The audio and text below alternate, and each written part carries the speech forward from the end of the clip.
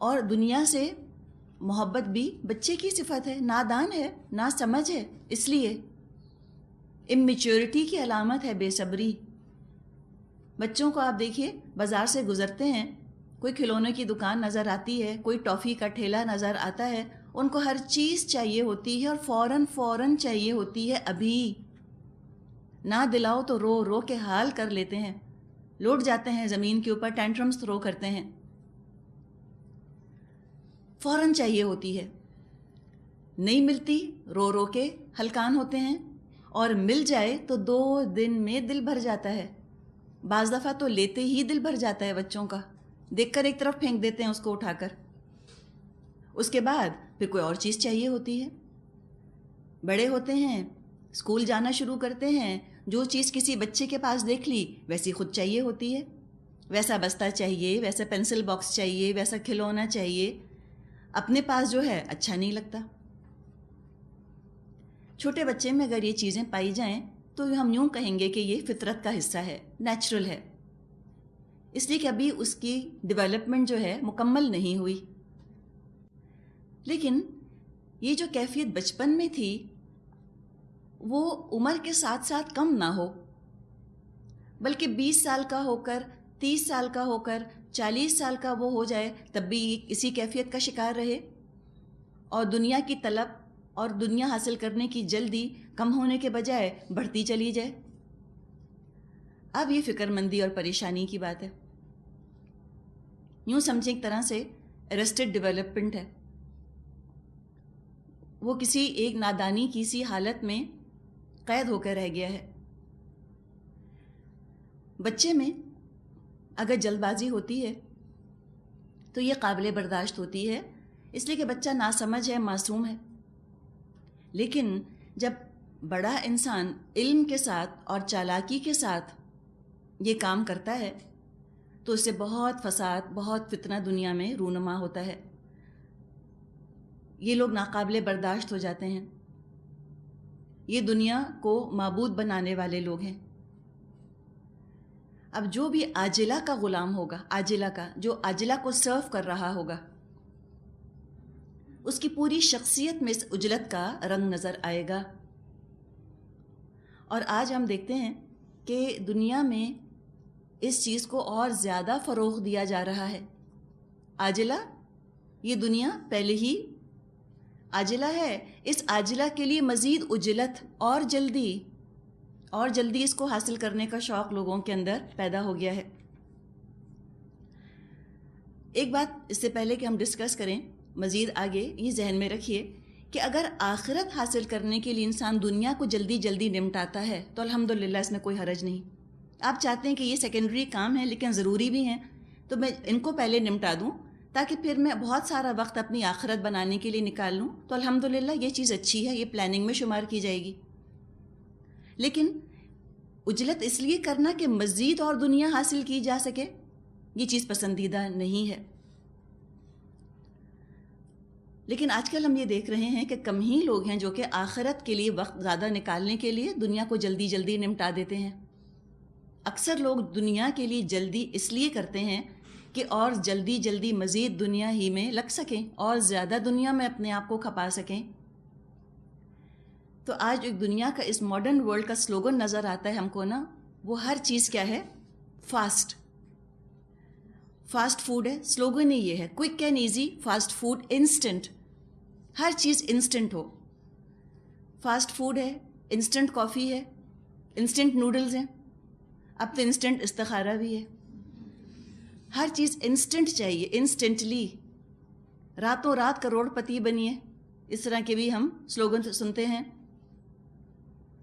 یعنی اس عاجلہ کے لیے مزید عجلت، مزید عاجلہ۔ دن میں پتہ نہیں کتنی دفعہ ہم کہتے ہیں جلدی کرو، بی کوئک ہوتا ہے نا، نہ چاہنے کے باوجود بھی ہم کہتے ہیں ہری اپ۔ جب اتنی زیادہ دنیا سمیٹنے کے لیے جب اتنی جلدی کی جائے گی تو جو ذہنی نقصانات ہیں وہ تو ہیں ہی، جسمانی نقصانات بھی اس کے سامنے آتے ہیں۔ کیا نقصانات ہیں اس عاجلہ کے لیے عجلت کرنے کے؟ پہلا نقصان تو یہ ہے کہ ضرور ہی انسان کے اندر صبر اور قوت برداشت کم ہو جائے گی، جو آج کل ہمیں نظر آتی ہے کہ لوگوں میں بہت کم ہو گئی ہے قوت برداشت۔ کسی کا حق ادا نہیں کرنا چاہتے اگر اس کا فوری فائدہ نہ ملے۔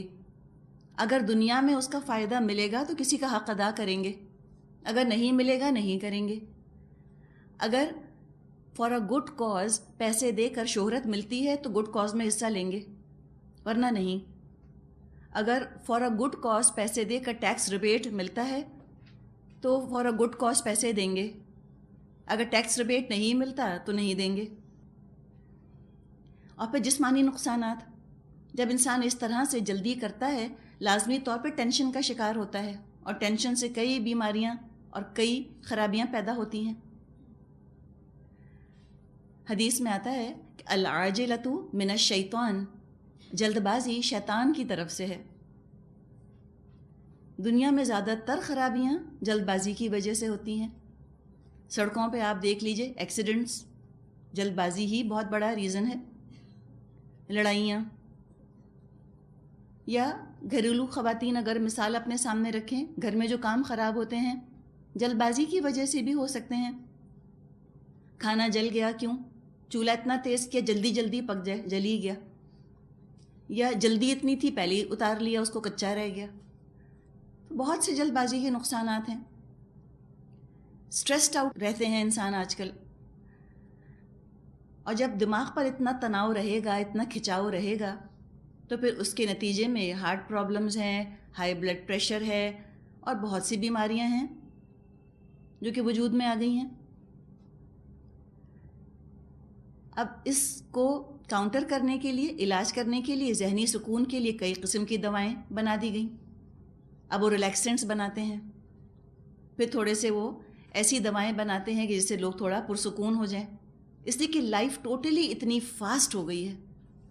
لائف ان دا فاسٹ لین کہتے ہیں، تیزی تیزی، ہر چیز میں بہت زیادہ تیزی ہے۔ اب یہ لوگ جو کہ عاجلہ کے غلام ہیں، دنیا جن کی معبود ہے، کیسے پہچانے جائیں گے کہ یہ دنیا کے بندے ہیں؟ پہچان اس طرح سے ہوگی کہ جب ان کے پاس بیٹھیں وہ صرف دنیا کی باتیں کریں گے۔ دیکھیں، یہاں دنیا کی بات کرنے پر پابندی نہیں لگائی جا رہی کہ آپ دنیا کی بات کر ہی نہیں سکتے، حرام ہو کر رہ گئی ہے، نہیں۔ پرابلم کہاں پر ہے؟ صرف دنیا کی بات کرنے پہ۔ کچھ زندگی میں ان کے اور دوسرا مقصد ہے ہی نہیں۔ کبھی آخرت کا ذکر نہیں کریں گے، کبھی اللہ کا ذکر نہیں کریں گے، نہ کبھی رسول کا ذکر کریں گے، نہ اس کے لیے وقت نکالیں گے، نہ قرآن پڑھنے کے لیے ان کے پاس فرصت ہے۔ صرف اور صرف 100% دنیا کی باتیں ہوتی ہیں۔ جب آپ بھی ان کے پاس بیٹھیں گی وہ آپ سے بھی یہی باتیں کریں گے۔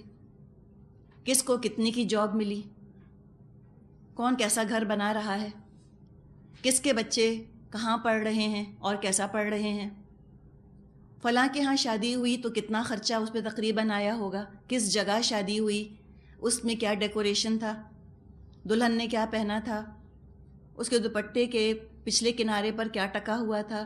یہ ساری تفصیلات ان کے لیے انتہائی اہم ہوتی ہیں۔ انہی باتوں کو ڈسکس کیے جاتے ہیں۔ کوئی ان کی توجہ دلانے کی کوشش کرے بھی کہ بھئی آپ ذرا سا قرآن سن لیا کریں، فلاں جگہ درس ہو رہا ہے، تو کہتے ہیں ٹائم ہی نہیں ہے، وقت ہی نہیں نکلتا ہمارے پاس، ہم اتنے مصروف ہیں۔ پھر ساتھ ہی کہتے ہیں کہ ویسے میں پڑھتی ہوں قرآن، سورہ یاسین، سورہ واقعہ پڑھتی ہوں۔ تو سورہ یاسین اور سورہ واقعہ خاص طور پہ کیوں؟ اس لیے کہ ان کو پڑھنے سے مزید دنیا ملنے کی توقع ہوتی ہے۔ اگر قرآن پڑھیں گے بھی تو قرآن میں سے بس وہی پڑھیں گے جس سے اور دنیا مل جائے، یا قرآن کو اس مقصد کے لیے پڑھیں گے کہ دنیا میں اور زیادہ اضافہ ہو جائے۔ بچوں کی شادی ہو رہی ہے تو بچے خوش رہیں، گھر میں شفٹ ہو رہے ہیں تو گھر ہم کو راس آئے، شوہر کاروبار شروع کر رہے ہیں تو شوہر کا کاروبار خوب چمکے، اس میں برکت ہو۔ اگر آپ کہیں عمرے پر یا حج پر جا رہی ہوں گی تو دعائیں جو آپ کو بتائیں گے وہ سب دنیا سے متعلق ہوں گی۔ بہت ہی کم چانس ہے کہ آخرت سے متعلق وہ کوئی دعا آپ سے کروائیں.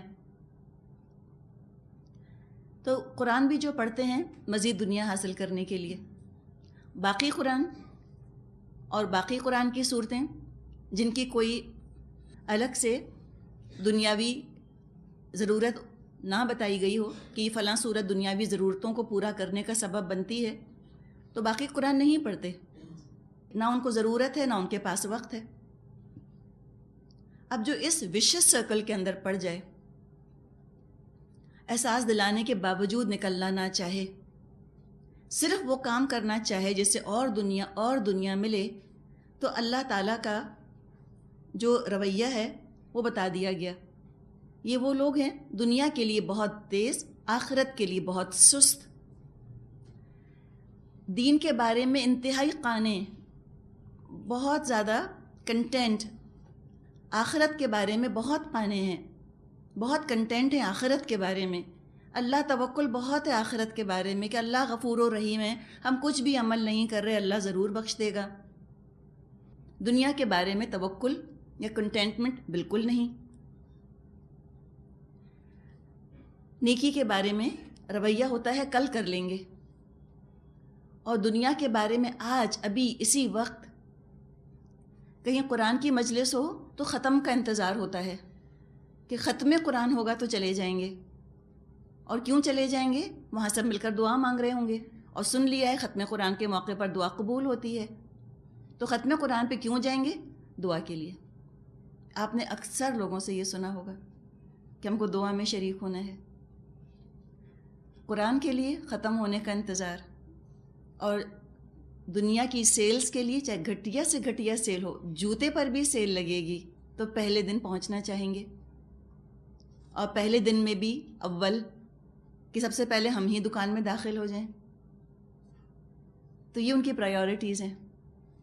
سیلز کے لیے کبھی انتظار نہیں ہوتا کہ چلو آخری دن ختم ہوگی اس دن چلے جائیں گے، نہیں. اس کے لیے تو سب سے پہلے دنیا کے لیے بہت چست، آخرت کے لیے بہت سست. دنیا میں کوئی کنٹینٹمنٹ نہیں ہے، زیادہ اور زیادہ very ambitious for the world. دنیا کے لیے انتہائی ایمبیشیس ہیں اور آخرت کے لیے انتہائی کنٹینٹ. تو جن کا یہ حال ہو جائے تو اللہ تعالیٰ نے فرمایا من کانا یرید العاجلہ، جو ارادہ کرتا ہے عاجلہ کا، عجلنا لہ فیہا، ہم بھی جلدی جلدی اس کو دے دیتے ہیں، جلدی جلدی اللہ ان کو دے دیتا ہے. اور کتنا دیتا ہے اللہ؟ عجلنا لہ فیہا. یہ عجلنا لہ فیہا میں جو ایک احساس آ رہا ہے، یوں لگ رہا ہے کہ جیسے دنیا میں ایک فقیر آتا ہے دروازے پر اور وہ کھڑا ہو کر آپ کو پکارتا ہے، بار بار گھنٹی بجاتا ہے، بار بار گھنٹی بجاتا ہے اور مانگتا ہے آپ سے. آپ جو اس کو دیتے ہیں آپ اس کی خواہش کے مطابق نہیں دیتے، آپ دیتے اتنا ہی ہے جتنا کہ آپ کو دینا ہوتا ہے، جتنا مناسب سمجھتے ہیں. جلدی جلدی اس لیے دے دیتے ہیں کہ جان چھوٹے، اس سے پیچھا چھوڑے جائے، دور ہو جائے یہاں سے. اچھا نہیں لگ رہا ہوتا وہ تو جلدی جلدی نمٹا دیتے ہیں اس کو. جو ہمیں اچھا نہیں لگتا ہم چاہتے ہیں جلد از جلد نمٹائیں اس کو، اور جو ہمیں اچھا لگ رہا ہوتا ہے ہم چاہتے ہیں کہ یہ دیر تک ہمارے ساتھ جڑا رہے. تو کیا پتہ جن لوگوں کی دعائیں دیر سے قبول ہوتی ہیں اللہ کو وہ بہت پیارے لگتے ہوں. اللہ چاہتا ہو کہ مانگے جائیں، مجھ سے مانگے جائیں اور میرا تعلق ان سے رہے. کفار بھی آخر مانگتے تو ہیں، دیکھیں دنیا بھی اللہ سے مانگتے تو ہیں. کوئی اگر عاجلہ کا غلام ہے اس کا مطلب یہ نہیں کہ وہ اللہ کا انکاری ہے. وہ اللہ کے آگے ہاتھ پھیلاتے ہیں، الودود بھی پڑھتے ہیں، اور الودود پڑھ کے اے محبت کرنے والے، الودود کو ود کا، اس کی محبت کا حوالہ دے کے پھر دنیا اور دنیا والوں کی محبت ہی مانگتے ہیں. مشکل ہی ہے کہ کبھی دعا کریں کہ اللہم انی اسألک حبک وحب من یحبک وحب عمل یبلغنی الی حبک.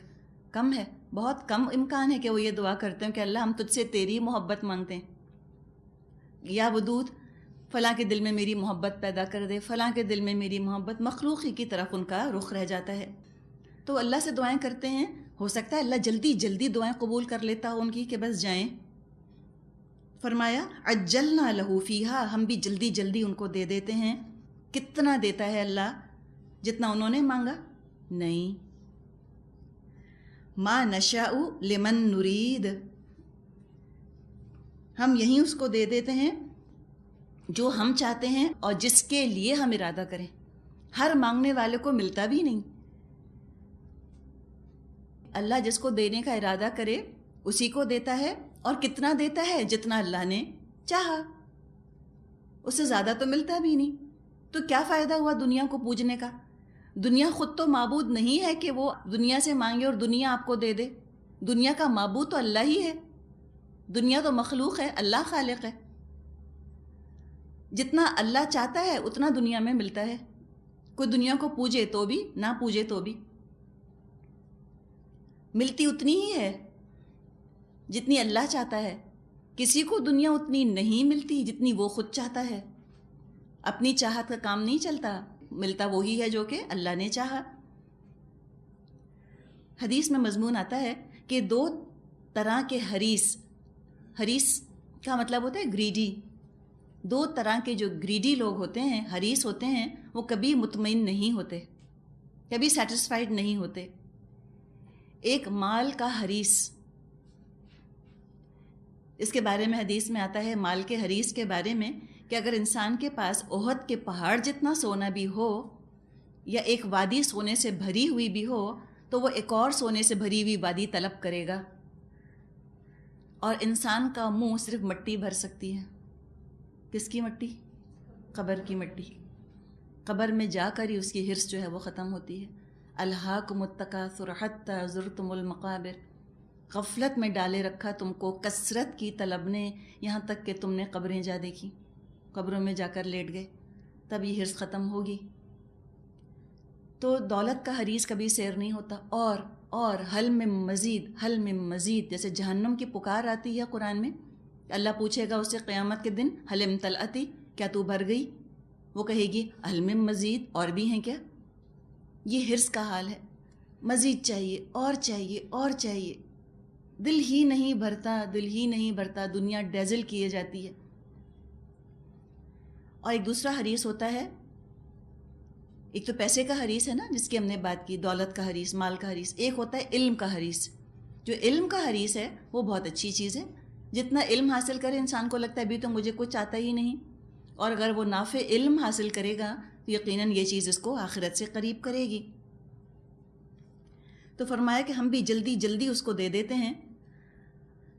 اللہ تعالیٰ جو کہ تمام خزانوں کا مالک ہے وہ یہ بات فرما رہا ہے، عجلنا لہو فیہا ما نشاء لمن نرید. جلدی جلدی اس کو ہم دے دیتے ہیں جو ہم چاہتے ہیں اور جس کے لیے ہم ارادہ کرتے ہیں. کتنا برا کیا انہوں نے اللہ سے صرف دنیا مانگ کر. وہ جو کہ مالک الملک، تمام خزانوں کا مالک ہے، اسے مانگا بھی تو کیا؟ چند حقیر ٹکے کی زندگی مانگی. وہ تو اتنا کچھ دے سکتا تھا. اگر کوئی مانگتا ربنا آتینا فی الدنیا حسنۃ وفی الآخرۃ حسنۃ وقنا عذاب النار، کہ اللہ ہم کو دنیا میں بھی بھلائیاں دے اور آخرت میں بھی بھلائیاں دے، اور ہم کو تو آگ کے عذاب سے بچا. اللہ دونوں دیتا. خود ہی انہوں نے محدود کر لیا اپنے آپ کو، نام ہی نہ لیا آخرت کا. صرف مانگی بھی تو یہ حقیر دنیا مانگی، اور اس دنیا میں بھی ہر خواہش کہاں پوری ہوتی ہے؟ جتنا قسمت میں تھا اتنا ہی ان کو ملا. آخرت کا ارادہ ہی نہیں کیا، نیت، سوچ، دھیان اس طرف گیا ہی نہیں. ایسے انسان کی یہ مثال ہے جو کہ بازار جائے اپنی ساری جمع پونجی لے کر، جتنا پیسہ اس کے پاس ہے وہ سارا پیسہ لے کر کوئی شخص جو ہے وہ بازار جاتا ہے، جو کچھ اس کے ہاتھ میں تھا سارا خرچ کر دیتا ہے، پھر بھی اپنی پسند کی چیز نہیں ملتی. ہوتا ہے ایسے. آپ جاتے ہیں، پھرتے ہیں، دیکھتے ہیں، کڑھائیاں، ایمبرائڈریز، یہ اور وہ، اور دنیا کی تمام چیزوں کے لیے آپ وقت لگاتے ہیں اس ایک قمیض کو اچھا بنانے کے لیے. بعض دفعہ بالکل اچھی نہیں بنتی. یہ دنیا کا حال ہے. ہم کتنا بھی وقت اور پیسہ اس پہ کھپا دیں، ضروری نہیں کہ سنور جائے، ضروری نہیں کہ ہماری پسند کی بن جائے. 99% دنیا سے راضی نہیں ہوتے. جتنی ملی ہوتی ہے ان کو وہ اس پہ خوش نہیں ہوتے. لیکن کیا ہوتا ہے؟ جلدی جلدی ملا، جلدی جلدی ختم ہو گیا. خالی ہاتھ دنیا سے آئے تھے، خالی ہاتھ پھر دنیا سے لوٹ گئے. آخرت کے خریدنے کے لیے کچھ بچا ہی نہیں ان کے پاس، جنت خریدنے کے لیے رقم کافی نہیں تھی۔ آپ دنیا میں دیکھیں، جیسے کہ آپ کبھی اگر تصویر کھنچوانے جائیں، وقت نہ ہو آپ کے پاس، تو پولرائڈ کھنچوا لیتے ہیں۔ جلدی سے تو کھنچ جاتی ہے لیکن جلدی مٹ بھی جاتی ہے، جلدی خراب بھی ہو جاتی ہے، یہ ہے جلدی۔ تو دنیا انہوں نے حاصل کی، ختم ہو گئی، مٹ گئی، کچھ ہاتھ پلے ان کے نہ آیا، آخرت کے لیے کچھ بچا ہی نہیں، جنت خریدنے کے لیے کچھ جمع ہی نہ کیا، تو کیا ہوگا؟ ثم جعلنا له جہنم یصلاها مذموما مدحورا، پھر اس کے لیے جہنم لکھ دیتے ہیں جس کو وہ تاپے گا ملامت زدہ اور رحمت سے محروم ہو کر۔ یہ ہے اس کا انجام۔ یہ انجام اس کا اس لیے ہوا کہ اس نے دنیا میں اپنے آپ کو بس کھپا ہی دیا، دنیا ہی تلاش کرتا رہا، لوگوں کی رضا ہی تلاش کرتا رہا، خود بھی کھپا، بچوں کو بھی جھونکا اسی کے اندر، بچوں کو بھی اسی ریٹ ریس میں لگایا۔ لوگ کیا کہیں گے، لوگ کیا کہیں گے، کتنی کی نوکری، کتنے کی جاب، کون سے گریڈز، کیا، لوگوں کو تم کیسے لگتے ہو، کتنا کماتے ہو، اسی بات کی فکر، اسی کا تذکرہ۔ کبھی یہ پلٹ کے نہ کہا بچوں سے کہ نماز بھی پڑھی، اللہ کو بھی یاد کیا، ضرور کمائیں، اولاد ضرور کمائے۔ کبھی یہ فکر کی کہ یہ حرام سے کماتے ہیں کہ حلال سے؟ کبھی یہ فکر کی کہ یہ اللہ کو اور بندوں کے حقوق ادا کرتے ہیں کہ نہیں؟ نہ فکر کی، اللہ کی رضا، اللہ کی خوشی کو اہمیت ہی نہ دی۔ اگر یہ اللہ کی رضا کو، اللہ کی خوشی کو اہمیت دیتے تو وہ بھی ان کو ملتا جو ان کو پسند ہے، اور اللہ بھی راضی ہو جاتا، دونوں ہی چیزیں ملتی۔ جیسا آپ کو حدیث قدسی سنائی تھی جس کے آخر میں یہ آیا تھا کہ اے بندے، اگر تو نے اپنے آپ کو میرے سپرد کر دیا اور تو نے وہ بات مان لی جو میری چاہت ہے، میں تجھ کو وہ بھی دوں گا جو تیری چاہت ہے، اور اگر تو نے مخالفت کی اس کی جو میری چاہت ہے تو میں تھکا دوں گا تجھ کو اس میں جو تیری چاہت ہے، پھر وہی ہوگا جو میری چاہت ہے۔ بات یہ ہے نا، ما نشاء لمن نرید، ہوگا وہی جو اللہ چاہتا ہے۔ کتنا بھی کھپا دیں اپنے آپ کو، بیچ ڈالیں اپنا دین ایمان دنیا کے لیے، کیا ملے گا؟ ملے گا وہی جو اللہ دینا چاہے گا۔ اب آگے ایک اور انسان کا، عقل مند انسان کا ذکر کیا گیا، آیت 19، وَمَنْ أَرَادَ الْآخِرَةَ وَسَعَى لَهَا سَعْيَهَا وَهُوَ مُؤْمِنٌ فَأُولَئِكَ كَانَ سَعْيُهُمْ مَشْكُورًا، اور جو آخرت کا خواہش مند ہو اور اس کے لیے کوشش کرے جیسی کہ اس کے لیے کوشش کرنی چاہیے اور ہو مومن، تو ایسے ہر شخص کی کوشش مشکور ہوگی، قابل قبول ہوگی۔ اب یہاں پھر بات کی گئی ہے اس شخص کی جس نے کہ ارادہ کیا آخرت حاصل کرنے کا، ارادہ کیا، نیت ہے، تمنا ہے، لیکن نیت، ارادہ اور تمنا کی حد تک نہیں، بلکہ پھر اس نے کیا کیا؟ وَسَعَى لَهَا سَعْيَهَا، پھر اس نے اس کے لیے بھرپور کوشش کی جیسے کوشش کرنی چاہیے، اس طرح محنت کی جیسے کہ آخرت کے لیے محنت کرنے کا حق ہے۔ اور آخرت کے لیے جس کو محنت کرنی ہے اس کو لازمی طور پہ صبر پیدا کرنا ہوگا، صبر کی صفت اس کو اپنے اندر انکلکیٹ کرنی ہوگی۔ پہلی چیز جو آخرت کے لیے ضروری ہے، صبر کی تو ہم نے بات کی، اس کے علاوہ اور یہ تمام چیزیں جو ہم ڈسکس کر رہے ہیں ان سب میں صبر کی ضرورت پڑتی ہے۔ آخرت حاصل کرنے کے لیے پہلی چیز جو کہ ضروری ہے وہ ہے علم، اور علم حاصل کرنا انتہائی صبر طلب مرحلہ ہے۔ معلومات جمع کرے، علم حاصل کرے، کون سے عمل مقبول ہیں، کیا مجھے کرنا ہے، کن چیزوں سے بچنا ہے۔ اوامر اور نواہی کہا جاتا ہے ان کو، ڈوز اینڈ ڈونٹس، کیا کرو کیا مت کرو، یہ تمام چیزیں اللہ کی کتاب میں، رسول کی حدیثوں میں موجود ہیں۔ اب عمل پتہ چل گئے، اچھا نماز پڑھو، روزہ رکھو، زکوٰۃ دو، جھوٹ مت بولو، غیبت مت کرو، شراب مت پیو، سود مت کھاؤ، زنا مت کرو۔ یہ جو اعمال ہیں اب ان کو امپلیمنٹ کیسے کیا جائے گا، کرنے کا طریقہ کیا ہے، یہ اللہ کے رسول کی سنت سے پتہ چلے گا۔ آپ نے فرمایا ترکت فیکم امرین، لن تضلوا ما تمسکتم بہما، میں تمہارے درمیان اے مسلمانوں 2 معاملات چھوڑ کے جا رہا ہوں، تم ہرگز گمراہ نہیں ہوگے اگر تم نے ان کو مضبوط تھاما، اور وہ 2 چیزیں ہیں کتاب اللہ و سنت رسولہ، اللہ کی کتاب اور اللہ کے رسول کی سنت۔ اب آخرت حاصل کرنے کے لیے جو جگہ ہے جہاں پہ جانا ہے، آخرت کہاں ملتی ہے، آخرت کا بازار کہاں لگا ہے، وہ دنیا ہے۔ دنیا آخرت کا بازار ہے، یا یہ کمرہ امتحان ہے۔ کچھ خریدنے کے لیے بازار جانا ضروری ہے، دل نہ چاہتا ہو تب بھی جاتا ہے انسان۔ پاس ہونے کے لیے، کامیاب ہونے کے لیے امتحان دینا ضروری ہے۔ کمرہ امتحان کسی کی چاہت نہیں ہوتی، کسی کی طلب نہیں ہوتی ایگزامینیشن ہال میں جا کر بیٹھ جانا۔ اسی طرح دنیا مومن کی چاہت نہیں ہے، مومن کی طلب نہیں ہے، اس کی ضرورت ہے، طوعاً و کرہن، چاہتے ہوئے نہ چاہتے ہوئے اس کو رہنا ہے۔ تو دنیا مومن کی ضرورت ہے، کافر کا مقصد۔ آخرت کے جو طلبگار ہوتے ہیں ان کی شخصیت میں چند خصوصیات ضرور ہوتی ہیں، آپ کو نظر آئیں گی۔ ایک یہ کہ وہ بڑے مطمئن اور پرسکون ہوتے ہیں، ہائپر نہیں ہوتے، بے صبرے نہیں ہوتے، چاہے پیسہ کم ہو چاہے زیادہ، ظاہری طور پہ حسن کم ہو ظاہری طور پہ حسن زیادہ، کچھ بھی ہو زندگی بڑی خوبصورت ہوتی ہے ان کی، کوالٹی آف لائف بڑی اچھی ہوتی ہے، چاہے اسٹینڈرڈ آف لیونگ کچھ بھی ہو، معیار زندگی کچھ بھی ہو، لیکن جو طریقہ ہوتا ہے ان کا زندگی گزارنے کا وہ بڑا خوبصورت ہوتا ہے۔ ماموڈک پکتھول ایک ریورٹڈ مسلم تھے جنہوں نے تفسیر بھی لکھی ہے قرآن کی۔ ان کی کتاب ہے دا کلچرل سائڈ آف اسلام، کبھی آپ کو موقع ملے تو آپ ضرور پڑھیے گا، چھوٹی سی کتاب ہے، بہت موٹی نہیں ہے۔ اس میں یہ لکھتے ہیں اسلام کے کلچر کے بارے میں کہ the culture of Islam aimed not at beautifying and refining the accessories of human life, it aimed at beautifying and exalting human life itself. یہ جو اسلام کا کلچر ہے وہ ادھر ادھر چیزوں کو بہت خوبصورت نہیں بناتا کہ قالین بھی بچھا ہو، لباس بھی ریشم کا ہو، گدا بھی نرم ہو، پانی بھی ٹھنڈا ہو، ان چیزوں کی اتنی اہمیت نہیں ہے۔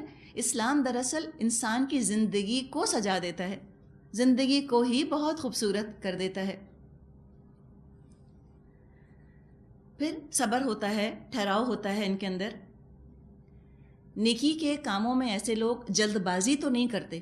جلد بازی سے مطلب کیا؟ ابھی ظہر کی نماز کا وقت نہیں آیا اور 11 بجے ظہر کی نماز پڑھ لی، یہ جلد بازی ہے نا؟ جلد بازی ہے وقت سے پہلے کام کرنا۔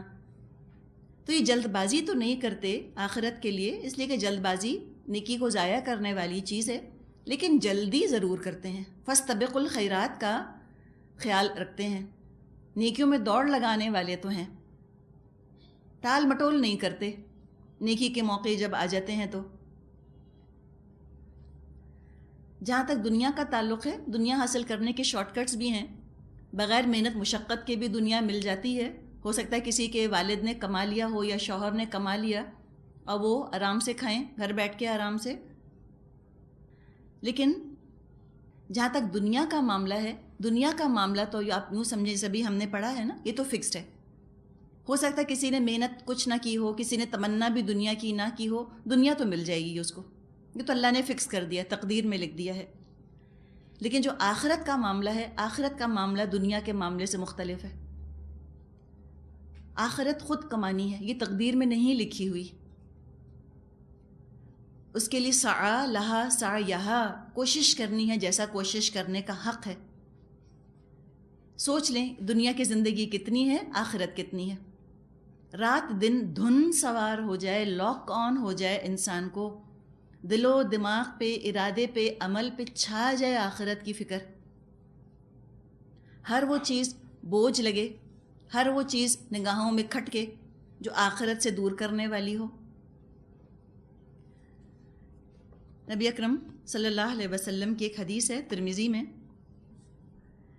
انس رضی اللہ عنہ سے روایت ہے، جس شخص کی نیت اور اس کا مقصد اصلی اپنی سعی اور عمل سے آخرت کی طلب ہو، اللہ تعالیٰ غنا کیا؟ قلبی اطمینان اور مخلوق سے لاپرواہی مطلب کہ مخلوق کا وہ محتاج نہیں رہتا، اس کے دل کو نصیب فرما دیں گے، اس کے حال کو درست فرما دیں گے، دنیا اس کے پاس خود بخود ذلیل ہو کر آئے گی۔ ذلیل سے مراد کیا؟ جھک کر آئے گی۔ یہ دنیا کا قاعدہ ہے۔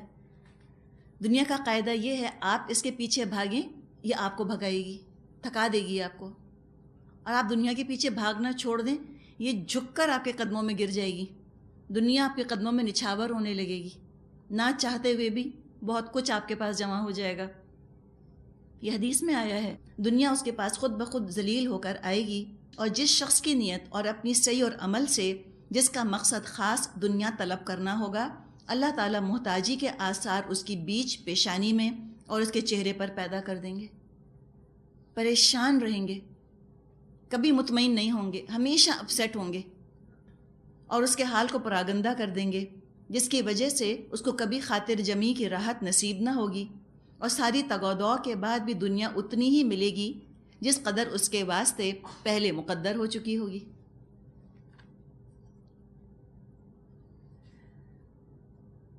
ایک اور حدیث ہے بخاری اور مسلم میں، عبداللہ بن عباس رضی اللہ عنہ سے روایت ہے، رسول اللہ صلی اللہ علیہ وسلم نے ارشاد فرمایا، اگر آدمی کے پاس مال کے بھرے ہوئے 2 میدان اور 2 جنگل ہوں تو وہ تیسرا اور چاہے گا، اور آدمی کا پیٹ بس مٹی سے بھرے گا۔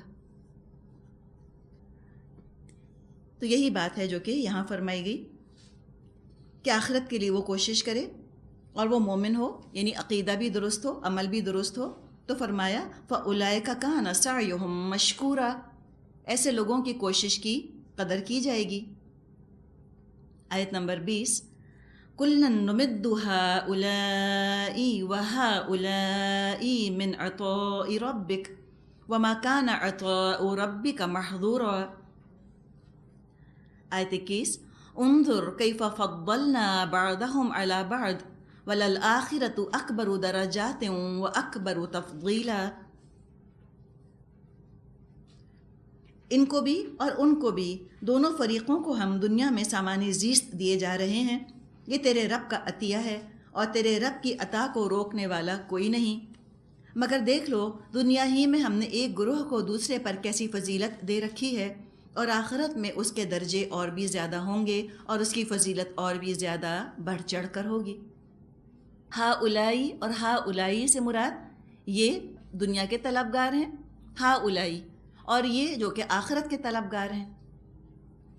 فرمائی جو دونوں ہیں، من عطاء ربک نمد ہا اولائی و ہا اولائی من عطاء ربک، اللہ ان کو بھی دیتا ہے، ان کو بھی دیتا ہے۔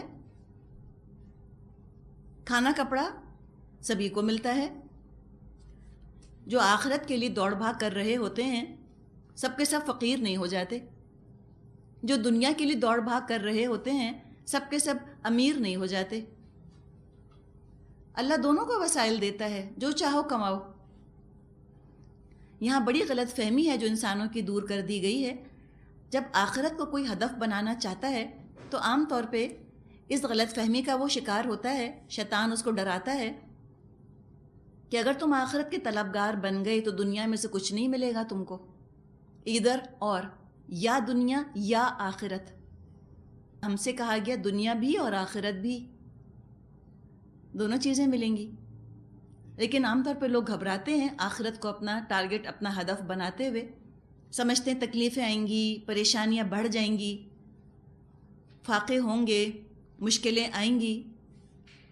حالانکہ بات یہ ہے کہ جو بھی قسمت میں آنا ہے، جو ہمیں ملنا ہے، وہ تو اللہ نے لکھ دیا تقدیر کے اندر۔ اور تقدیر کے بارے میں آتا ہے کہ مخلوق کے پیدا ہونے سے 50,000 سال پہلے تقدیر لکھ دی گئی ہے، قلم اٹھا لیے گئے ہیں اور روشنائی خشک ہو چکی ہے، اس میں تبدیلی نہیں ہے، تقدیر لکھ دی گئی۔ اللہ کے علم میں یہ بات تھی کہ فلاں شخص زندگی میں کبھی اپنا رخ بدلے گا،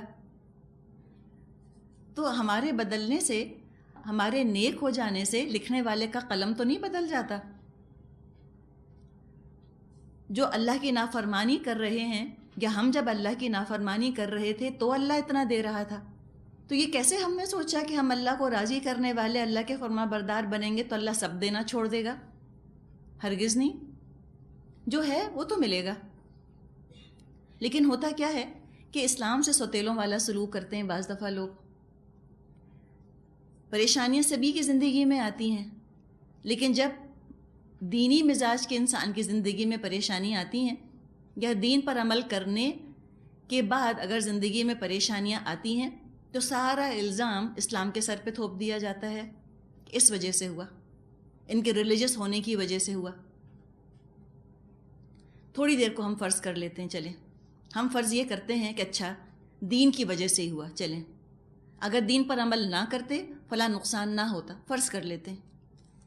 اس میں بھی بڑی اللہ تعالیٰ کی حکمت ہے کہ ہمیں اس طرح مخلوق سے وہ غنی کر دیتا ہے.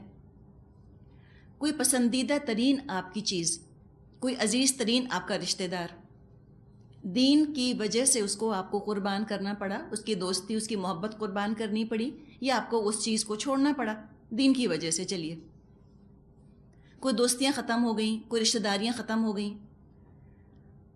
ایک فائدہ تو یہ کہ جو توجہ جو وقت پہلے ان پہ لگتا تھا، اب وہ وقت وہ توجہ اپنے لیے کوئی اور مرکز ڈھونڈے گا کہ ہم کہاں اپنے آپ کو لگائیں. ایک دعا آتی ہے نبی اکرم صلی اللہ علیہ وسلم کی کہ اللہم ما رزقتنی مما احب، اللہ تعالیٰ جو کچھ تو نے مجھ کو دیا ہے جس سے مجھے محبت ہو، فجعلہ قوۃ لی فیما تحب، اللہ اس کو تو میرے لیے قوت کا سبب بنا دے ان کاموں کے لیے جو تجھے پسند ہو. اور اللہم ما زویتنی مما احب فجعلہ فراغا لی فیما تحب، اللہ اگر تو نے مجھ سے وہ چیزیں لے لی ہیں واپس جن سے مجھے محبت تھی، تو اب مجھ کو اب یہ واقعہ فراغت کا سبب بن جائے ان کاموں کے لیے جو تجھے پسند ہے. سمجھ آئی آپ کو بات؟ کہ ٹھیک ہے اگر وہ چیز مجھے پسند تھی، اور آپ کو پتہ ہے رشتہ داریاں نبھانا مذاق نہیں ہے، بہت ٹائم کنزیومنگ ہے. انسان اتنے ڈیمانڈنگ ہے، انسان بہت ڈیمانڈنگ ہے. رشتہ داریاں یہ نہیں ہے کہ بن گئیں اب چل رہی ہیں، ان کو بہت نبھانا ہوتا ہے، بہت وقت لگانا ہوتا ہے، بہت توجہ دینی ہوتی ہے. وہ بھی عبادت آپ بنا لیجئے، اللہ کی خاطر کیجئے اس کو.